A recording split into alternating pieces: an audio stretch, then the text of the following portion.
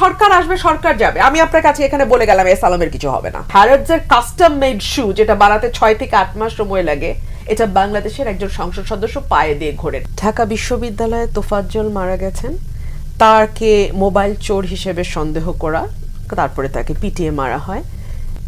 আমরা পিটিয়ে মানুষ মেরে ফেলি এবং এটাকে আমরা মব জাস্টিস বলি। জাস্টিস শব্দটাতে আমার আপত্তি আছে। যখন আপনি জাস্টিস শব্দটা বলেন তখন আপনি এই পুরো বিষয়টিকে এক ধরনের ন্যায্যতা দেন।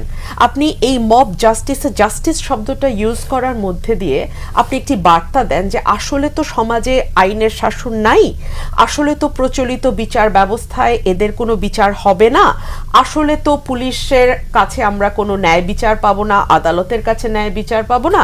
সুতরাং সমাজে ন্যায্যতা, সমাজে আইনের শাসন প্রতিষ্ঠার জন্য আমরা মবরা মিলে একটা জাস্টিস একটা প্রতিষ্ঠা করি।